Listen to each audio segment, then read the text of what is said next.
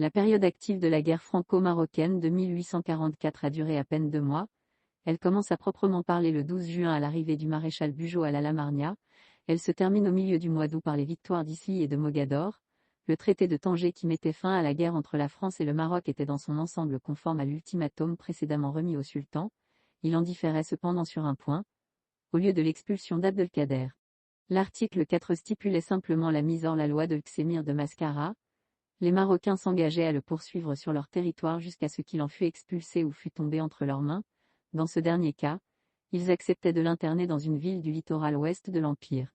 En attendant que les deux gouvernements aient adopté de concert les mesures indispensables pour le mettre hors d'état de reprendre les armes et de troubler de nouveau la tranquillité de l'Algérie et du Maroc, l'article 4 du traité de Tanger reçut cependant un semblant d'exécution. Le sultan Moulay Abdelrahman ordonna à Abdelkader de se rendre à Fès. Mais l'émir se borna à une réponse évasive. L'empereur du Maroc n'insista pas davantage et Abdelkader, campé à proximité de la frontière algéro-marocaine, put continuer à surveiller les événements et à entretenir au sein des tribus une agitation constante au moyen de lettres dont il inondait le pays et où il annonçait son prochain retour. L'article 5 du traité de Tanger laissait en suspens la question de la délimitation de la frontière algéro-marocaine. Elle ne fut définitivement réglée que l'année suivante. Traité de l'Alamarnia. Le général de la Rue, choisi comme plénipotentiaire par le gouvernement français, arriva à Oran dans les premiers jours de février 1845. Après 2 mois de discussions avec les délégués marocains, les négociations aboutirent à la signature, à l'Alamarnia le 18 mars 1845, des préliminaires d'un traité de délimitation. Pendant 3 mois, l'empereur du Maroc refuse de ratifier cette convention. Il ne se décida à l'approuver que le 20e juin à la suite des déclarations comminatoires portées au pacha Sidi Bousselam par M. Roche, attaché au général de la Rue comme interprète. Jusqu'en 1830, le Maroc avait toujours été limité à l'est par le cours de la Moulouya.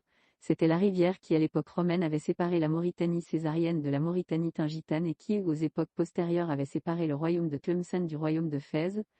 Malheureusement, dans la convention de 1845, la connaissance insuffisante que les officiers français avaient du pays, le manque de cartes, la mauvaise foi des plénipotentiaires marocains, aboutirent à faire accepter par le général de la Rue comme point d'attache.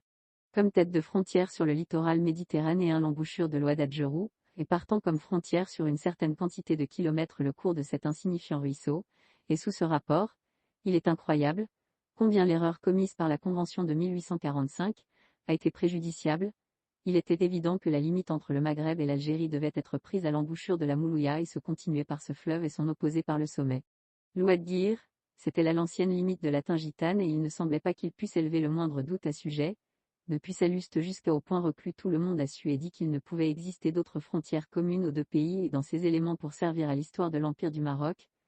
Cánovas del Castillo, et éminent d'État et historien espagnol, a commencé son livre sur le Maroc par cette déclaration sans embâge. Les eaux de la Mouloucha ou Moulouya, limite naturelle de l'Algérie et de l'Empire du Maroc marquèrent jadis, suivant Salluste, les confins du royaume numide de Jugurtha et le commencement de la Mauritanie.